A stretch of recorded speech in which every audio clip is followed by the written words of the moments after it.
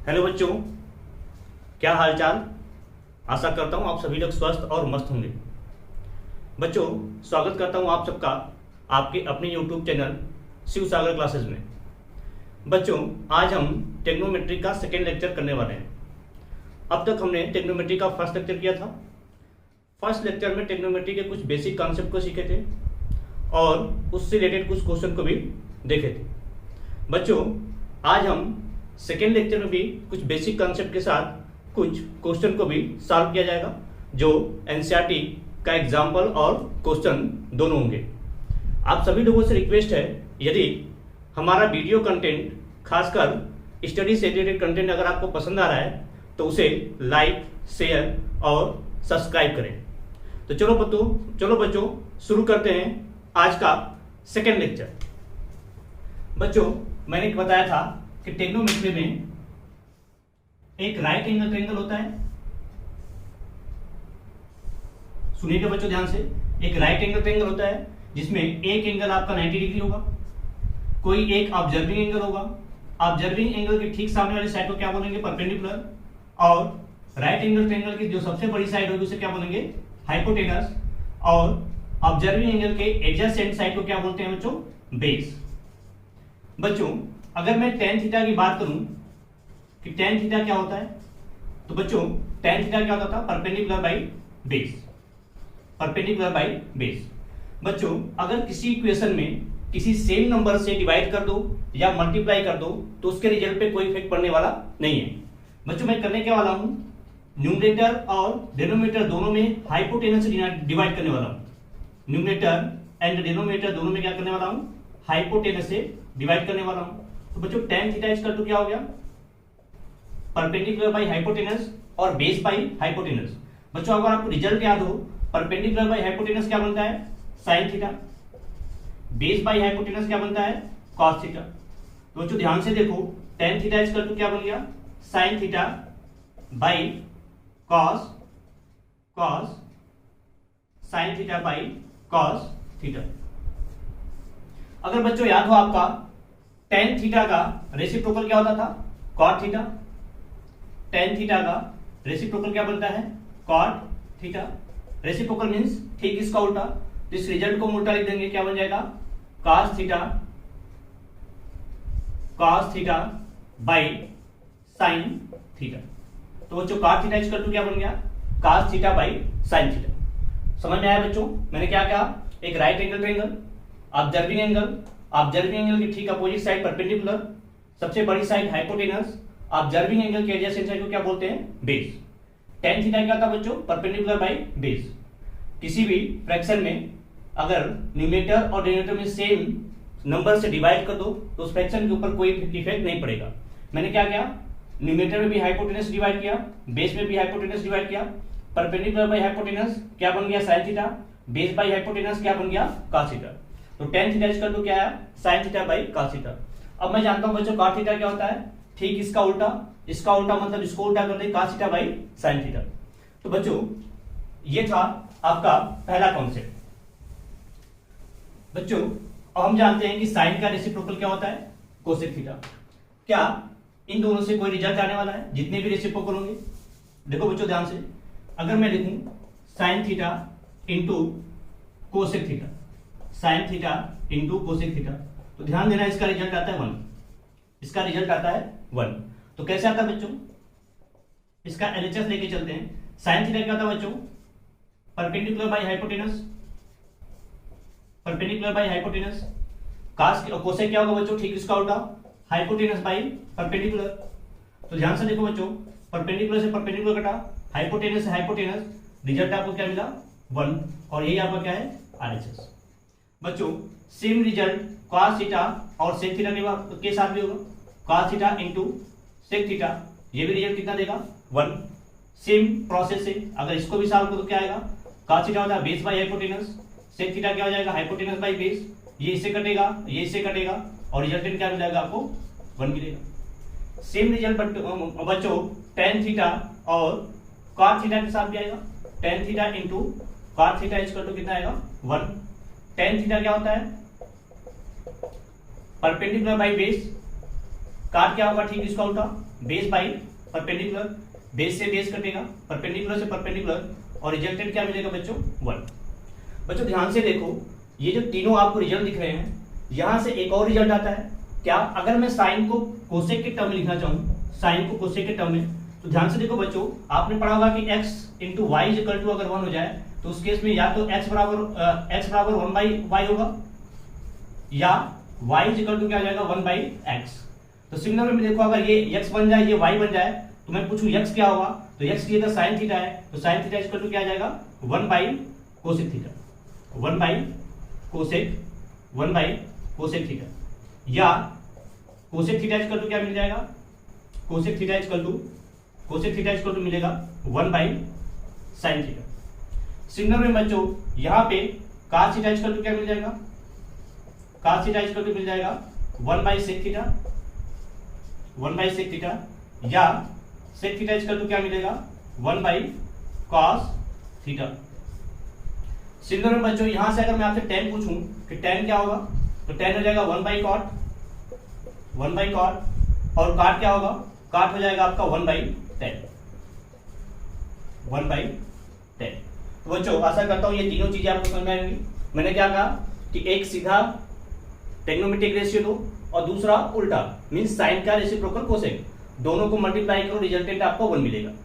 यहां से एक रिजल्ट आता है क्या कि साइन और कोसेक में अगर रिलेशन पूछा जाए तो sine equal to 1 by cosec, या cosec equal to 1 by sine. Cos और सेक के साथ भी यही कहानी है, कास का अगर रिजल्ट पूछूं कोसेक के रूप में तो कास का रिजल्ट सेक के रूप में तो cos equal to 1 by sec, और sec equal to 1 by cos. Single में tan और काट के साथ tan इक्वल टू 1 बाई काट, और काट इक्वल टू 1 बाई 10। ठीक है बच्चों, तो आशा करता हूं यहां तक आपको चीजें समझ में आई होंगी। तो बच्चों आज हम कुछ क्वेश्चन करने वाले हैं, और ये क्वेश्चन आपके एनसीईआरटी बुक से हैं, ये क्वेश्चन आपके एनसीईआरटी बुक से होंगे। तो पहला क्वेश्चन है बच्चों एनसीईआरटी का एग्जाम्पल नंबर 2 और क्वेश्चन नंबर 6 दोनों एक जैसे हैं। ध्यान से सुना बच्चों, एग्जाम्पल नंबर 2 और 8.1 का क्वेश्चन नंबर 6, 8.1 का क्वेश्चन नंबर 6 दोनों एक जैसे हैं। तो मैं पहले क्वेश्चन नंबर 6 आपको बताता हूं।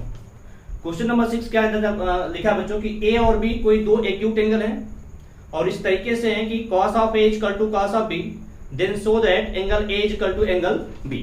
ठीक है बच्चों, तो क्या कर रहा है कि कोई एक ट्रायंगल है जिसमें angle A and angle B कह रहा है कि एक्यूट एंगल है,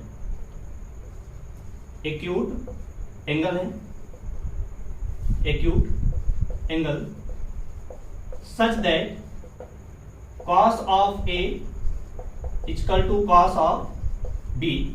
तो कह रहा है प्रूव करिए कि angle A equal to angle B होगा। समझ में आ रहा है बच्चों, ये गिवन है कि ए और बी दोनों एक्यूट एंगल है, इस तरीके से कि cos of A equal to cos of B है, तो हमको प्रूव करना है कि angle A equal to angle B होगा। तो हम करेंगे क्या बच्चे, पहले गिवन लिख लेंगे, और गिवन में लिख लेंगे let a triangle A B C, एक ट्रायंगल एबीसी लेंगे such that angle A and angle B B acute angle, B acute angle, and cos of A equal to cos of B, cos of A equal to cos of B. तो हमको proof क्या करना बच्चा, हमको proof करना है to proof में कि एंगल ए एंगल बी के इक्वल हो जाए, एंगल ए एंगल बी के इक्वल हो जाए।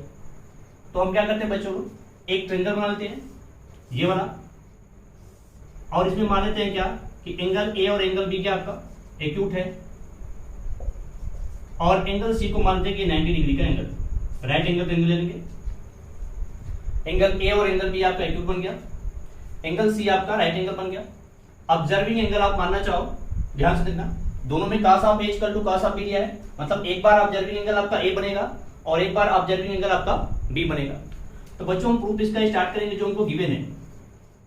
क्या गिवन है, हमको गिवन है कि cos of A equal to cos of B, given है cos of A equal to cos of B. ध्यान से देखो बच्चों, cos ऑफ ए का मतलब ऑब्जर्विंग एंगल ये बन गया। अगर ऑब्जर्विंग एंगल ये है तो इसके सामने वाली साइड क्या बन जाएगी, परपेंडिकुलर, ये हाइपोटेनस और ये बेस। cos ऑफ ए क्या होता है बच्चों, बेस बाई हाइपोटेनस, बेस क्या आपका AC, हाइपोटेनस क्या आपका AB। कॉस ऑफ B क्या होगा बच्चों, अब की बार ऑब्जर्विंग एंगल B बना तो इसके सामने वाली साइड ये परपेंडिकुलर बन जाएगा और ये बेस बनेगा। ध्यान से बच्चों, जैसे ही ऑब्जर्विंग एंगल चेंज हो रहा है परपेंडिकुलर और बेस क्या हो जा रहे हैं, चेंज हो जा रहे हैं। ए के लिए परपेंडिकुलर BC है, बेस AC है। जैसे ही B ऑब्जर्विंग एंगल बनेगा इसके लिए परपेंडिकुलर AC बनेगा और बेस क्या बनेगा, BC। तो कॉस ऑफ B के लिए मैं क्या लिख रहा हूं बच्चों, base by hypotenuse, BC by AB। ध्यान से देखो, AB से AB कैंसिल आउट हुआ। अगर AB से AB कैंसिल आउट हुआ तो मिला क्या हमें मिला AC इक्वल टू BC। बच्चों किसी ट्रायंगल के अंदर अगर कोई दो साइड इक्वल हो जाए तो वो ट्रायंगल क्या बन जाता है, आइसोसेलेस। इसका मतलब जो ट्रायंगल ABC है वो है क्या, इज अ आइसोसेलेस ट्रायंगल। बात समझ रहे बच्चों, ट्रायंगल ABC क्या बन गया, आइसोसेलेस ट्रायंगल। अब आइसोसेलेस ट्रायंगल के अंदर प्रॉपर्टी होती है कि दो इक्वल साइड के अपोजिट एंगल इक्वल होते हैं, दो इक्वल साइड के अपोजिट एंगल इक्वल होते हैं। हमारे पास कौन कौन सी साइड इक्वल मिली है, AC एंड BC। तो ध्यान से देखो, AC कहां पे है, AC ये है, इसके अपोजिट एंगल B, यहां पे लिखेंगे from one angle B, AC के अपोजिट एंगल B, BC के opposite angle A, angle B equal to angle A। यहां ब्रैकेट में लिख दोगे angles opposite to equal side, angle opposite to equal sides are equal, angle opposite to equal sides are equal. तो आशा करता हूं बच्चों ये क्वेश्चन समझ में आया होगा। क्वेश्चन में क्या गिवन था कि एंगल A और B दो एक्यूट एंगल हैं, इस तरीके से कि cos of A equal to cos of B है, तो आप प्रूव करो कि एंगल A और एंगल B इक्वल होंगे।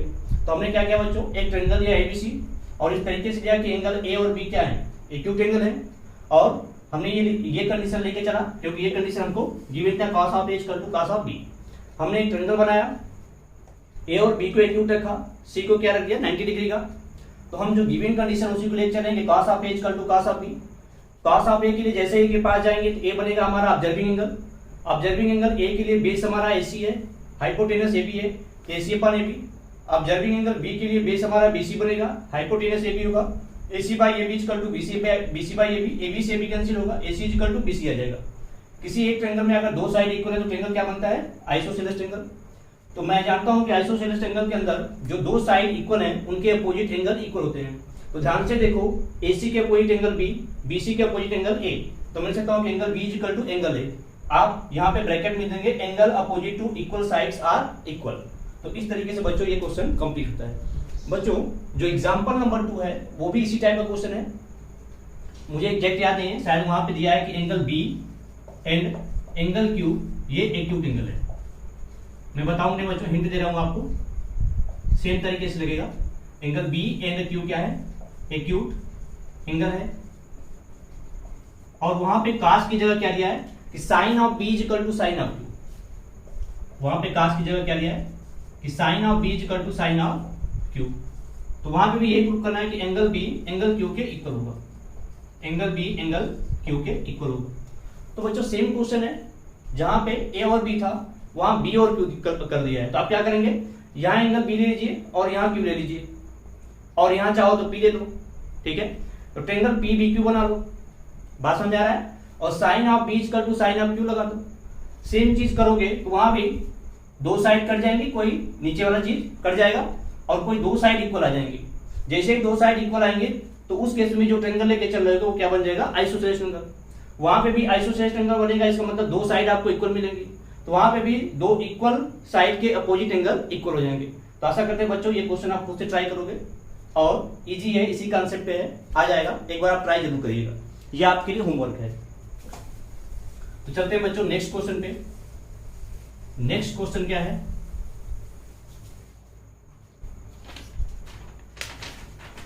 बच्चों नेक्स्ट क्वेश्चन है आपका एग्जांपल नंबर 4। एग्जांपल नंबर 4 क्या कहता है, example number 4, if tan A equal to, if tan A equal to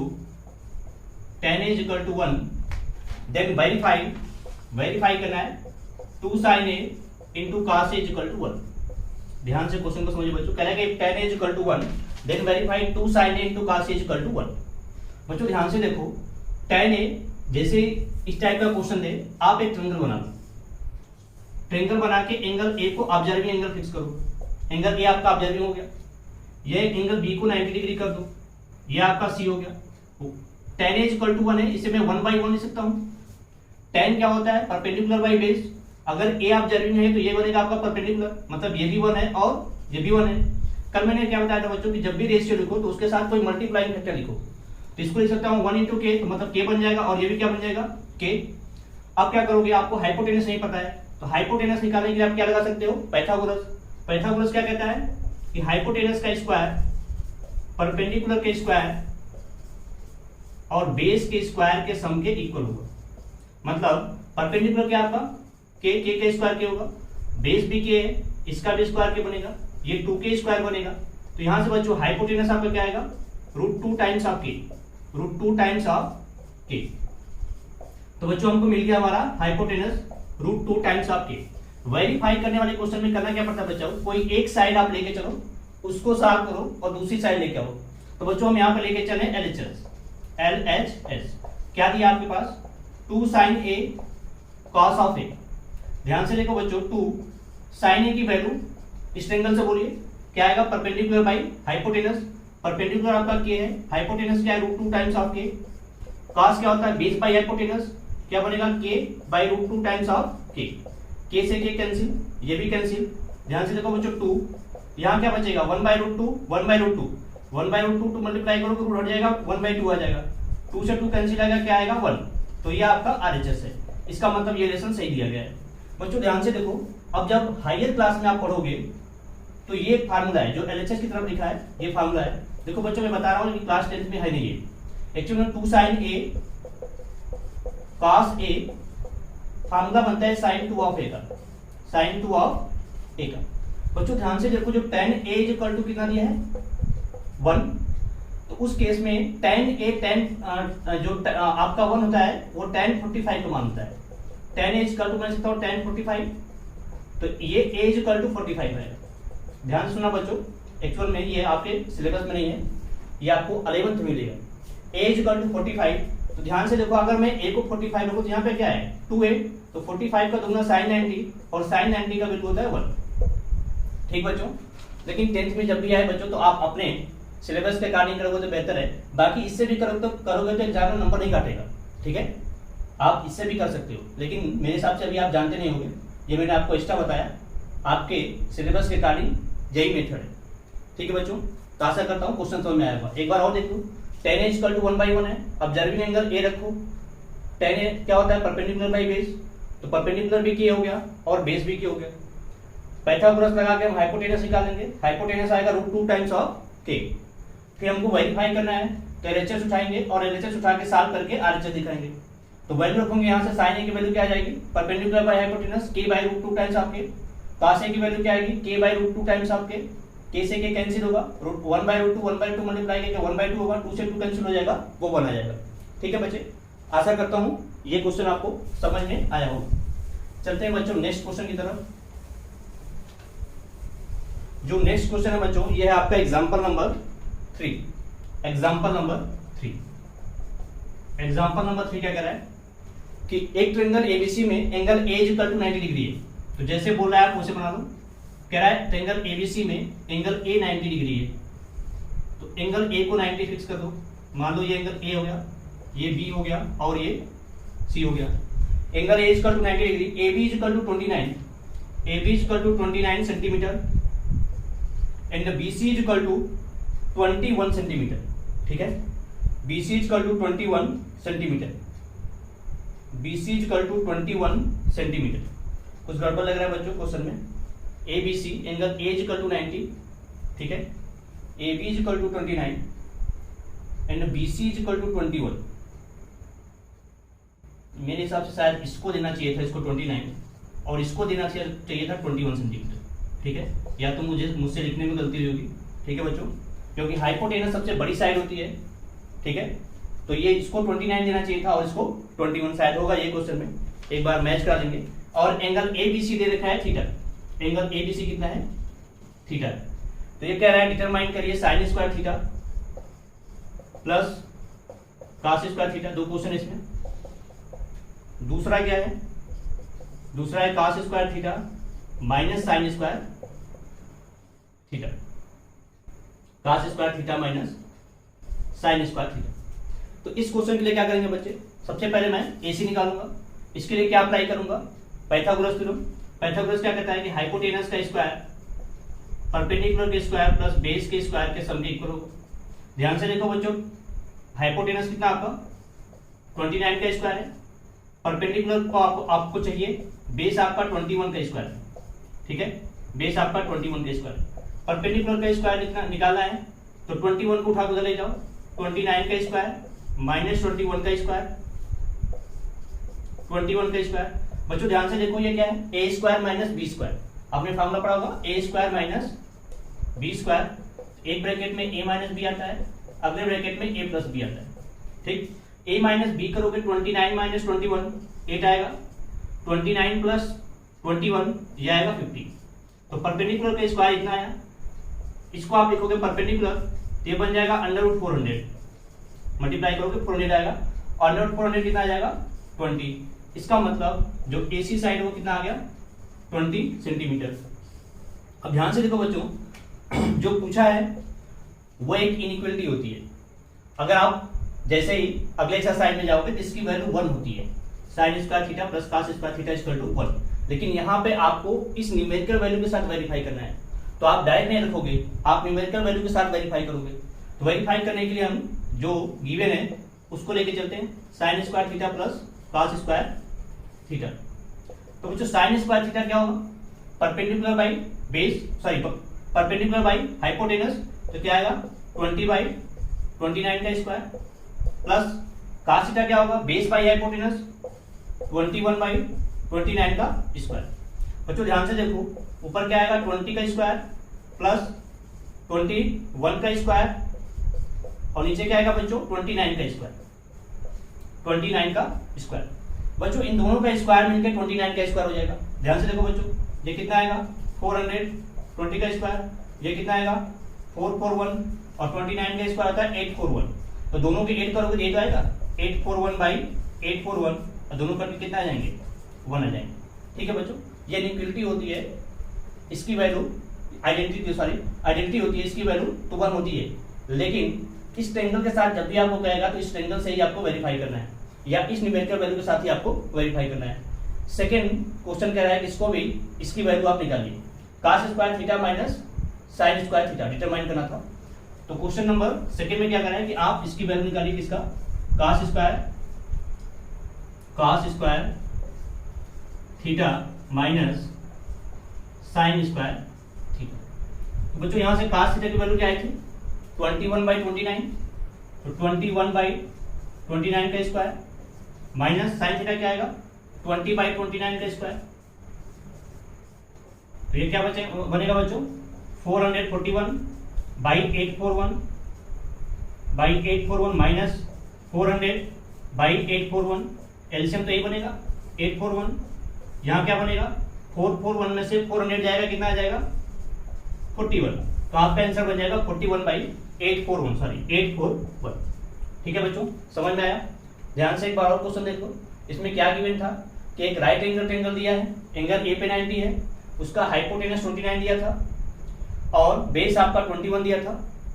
हमको ये वाली साइड निकालनी थी, उसके निकालने के लिए क्या करेंगे पाइथागोरस थ्योरम अप्लाई करेंगे। पाइथागोरस थ्योरम क्या कहता है कि हाइपोटेनस का स्क्वायर परपेंडिकुलर का स्क्वायर और बेस के स्क्वायर के सम के इक्वल होगा। तो यहाँ से हम परपेंडिकुलर निकालेंगे, आएगा 20। अब दो चीज को डिटरमाइन करना था, इस वैल्यू को हमको डिटरमाइन करना है। ठीक है, पहला sign square theta plus cos square theta. तो मैंने कहा ये आपकी आइडेंटिटी, इसकी वैल्यू 1 होती है, लेकिन आप ऐसा नहीं कि तुरंत 1 रख दोगे, आप इसी न्यूमेरिकल वैल्यू के साथ और इसी ट्रायंगल के साथ आप इसको वेरीफाई करोगे।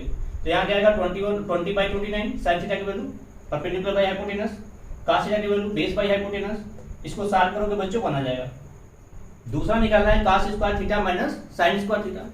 तो बच्चों कॉस स्क्वायर थीटा क्या होगा 21 बाई 29, इसका स्क्वायर कर देंगे, यहाँ 20 बाई 29 इसका स्क्वायर कर देंगे, और इसको सॉल्व करेंगे क्या आएगा 41 बाई 841।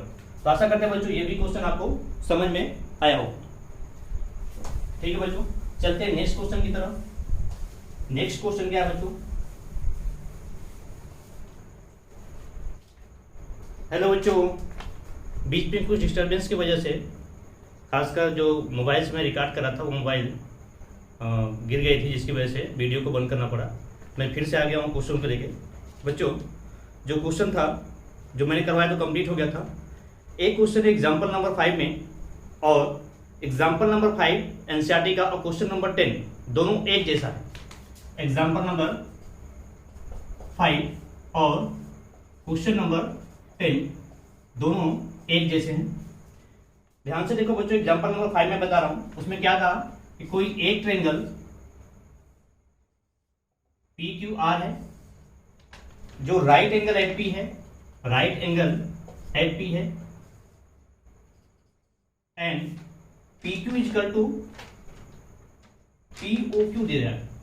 POQ है राइट एंगल एट पी और OP इजकल टू 7 सेंटीमीटर है, OP इजकल टू 7 सेंटीमीटर है। और साथ में कहा कि OQ minus PQ equal to 1 है, OQ minus PQ equal to 1 है, तो OQ minus PQ equal to 1 है। हमसे क्या कहा, sine of Q and cos of Q की वैल्यू क्या होगी, determine sine of Q and cos of Q। ठीक है, तो बच्चों ये क्वेश्चन कैसे लेगा, ध्यान से देखो बच्चों। इसमें करना क्या है, इसमें करना क्या है, हमको ये दे रखा है कि ये PQ OP कितना है 7 सेंटीमीटर। अगर बच्चों मैं PQ को x मान लूं, PQ क्या मान लूं x, लेट PQ भी x। अगर PQ x है तो मैं क्या कर सकता हूं कि OQ minus x equal to 1। तो इस केस में OQ कितना आएगा 1 प्लस x, OQ आया बच्चों 1 प्लस x। अब बच्चों अगर x का मान आ जाए तो हमारा ये भी साइड आ जाएगा और ये भी साइड आएगा, और x का मान निकालने के लिए हम किसकी हेल्प लेंगे, पाइथागोरस थ्योरम की। पाइथागोरस थ्योरम क्या कहता है बच्चों कि हाइपोटेनस का स्क्वायर किसके इक्वल होता है, परपेंडिकुलर के स्क्वायर प्लस बेस के स्क्वायर। हाइपोटेनस क्या बच्चों आपका 1 प्लस एक्स का स्क्वायर, परपेंडिकुलर क्या बच्चा आपका x का स्क्वायर, और बेस क्या है 7 का स्क्वायर।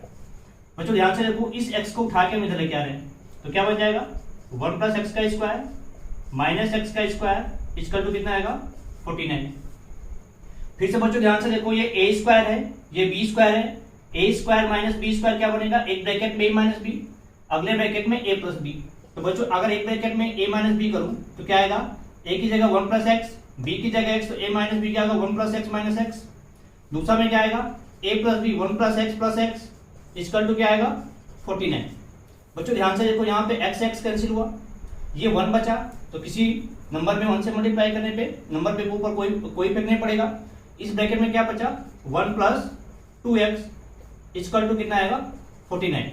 ध्यान से देखो बच्चों, 2x इजकल टू कितना है 49 माइनस 1 48, तो x इजकल टू कितना आएगा 24, x इजकल टू आएगा 24।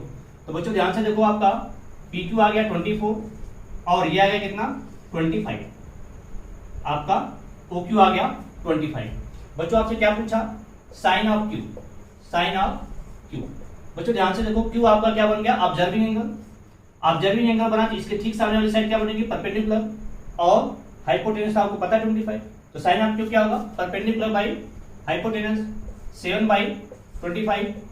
कॉस ऑफ Q क्या आएगा बच्चों, cos of Q base by hypotenuse. देखो बच्चों इस Q के लिए बेस कौन सा है, ये 24, तो क्या आएगा 24 बाई 25। ठीक है बच्चों, तो आशा करता हूं बच्चों ये भी क्वेश्चन आपको समझ में आया होगा। बहुत ही आसान है, कोई रॉकेट साइंस नहीं है।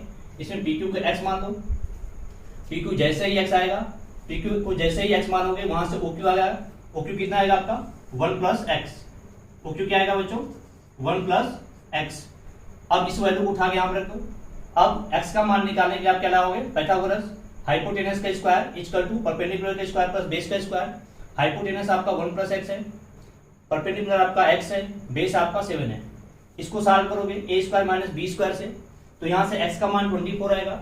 x का मान जैसे 24 आया तो आपको PQ भी पता चल गया और OQ पता चल गया।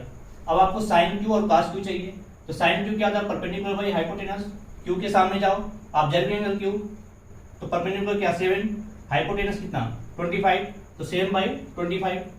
Q के पास जाओ, तो एडजेसेंट साइड क्या है 24, तो बेस बाई हाइपोटेनस 24/25। तो आशा करता हूँ बच्चों ये भी क्वेश्चन आपको समझ में आया होगा। बच्चों जो आपका क्वेश्चन नंबर 10 है वो इसी टाइप का है। क्वेश्चन नंबर 10 भी बच्चों इसी टाइप का है, देख लो, बहुत आसान है, इसमें भी कुछ है नहीं। क्वेश्चन नंबर 10 में कहा कि एक ट्रायंगल PQR है और PQR जो है ये Q पे राइट एंगल है, Q पे आपका राइट एंगल है, और साथ में इसमें ये बोला कि PQ इक्वल टू 5 सेंटीमीटर। PQ कितना है 5 सेंटीमीटर, और PR plus QR equal to 25 centimetre, 25 centimetre.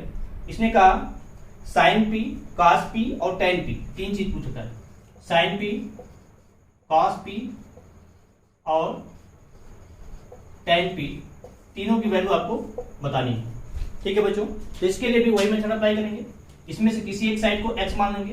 तो बच्चों क्या किया जाए, हम मान लेते हैं कि QR आपका x है, लेट QR भी x, QR को x मान लिया। अगर QR x है बच्चों तो यहां पर रखेंगे क्या आएगा, PR plus x equal to कितना 25।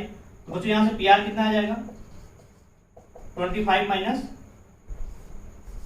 PR इक्वल टू क्या आएगा 25 माइनस x, 25 माइनस x। तो बच्चों जो माने वाले रखो यहाँ पे x आ जाएगा, यह आ जाएगा 25 माइनस x।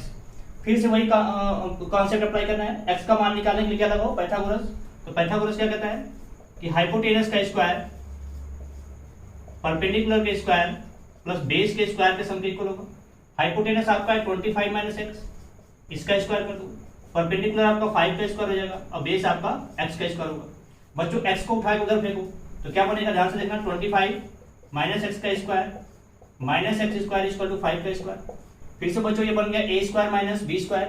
तो वही कहानी, एक ब्रैकेट में a plus B 25 minus x plus x, अगले ब्रैकेट में a minus B 25 minus x equal to कितना आएगा 25। ध्यान से देखो बच्चों, ये और ये कैंसिल हुआ तो यहाँ क्या बचा 25, और ब्रैकेट में क्या बचा 25 माइनस 2x इक्वल टू 25। 25 से 25 कैंसिल आउट होगा, 25 माइनस 2x इक्वल टू कितना आएगा 1। तो माइनस 2x इक्वल टू कितना आएगा, minus 2x equal to 1 minus 25 minus 24। तो यहाँ से बच्चों x इक्वल टू कितना आ जाएगा, मैं हिट कर दे रहा हूँ, x equal to 12, x equal to आया 12। बच्चों जैसे ही x की वैल्यू 12 आई तो ध्यान से देखो QR कितना है, QR आपका x है, तो QR अगर x है तो x बराबर 12 आएगा। और PR कितना बच्चों, PR आपका है 25 माइनस एक्स, तो 25 माइनस 12 इक्वल टू कितना आएगा 13। इसका मतलब ये वाली साइड आपका 12 है और ये वाली साइड कितनी आपकी 13। तो अब तो आसान हो गया बच्चों। अब साइन P पूछ रखा है, साइन P, इसका मतलब ऑब्जर्विंग एंगल आपका P बन गया। तो साइन P क्या आएगा बच्चों, sine P perpendicular by hypotenuse, P के सामने ये परपेंडिकुलर और ये हाइपोटेनस क्या आ जाएगा 12/30, 12/30। अगला पूछा cos P, तो cos P क्या होगा बच्चों, बेस बाई हाइपोटेनस, बेस क्या है 5 और हाइपोटेनस क्या है 13, तो क्या आएगा बच्चों 5/13। अगला पूछा tan P, तो tan P क्या आएगा बच्चों, परपेंडिकुलर बाई बेस, तो P के लिए परपेंडिकुलर ये और बेस ये कितना आ जाएगा 12/5, 12/5। तो बच्चों आशा करता हूँ ये भी क्वेश्चन आपको समझ में आया होगा। तो बच्चों आज के लिए बस इतना ही, मिलते हैं नेक्स्ट लेक्चर में, धन्यवाद।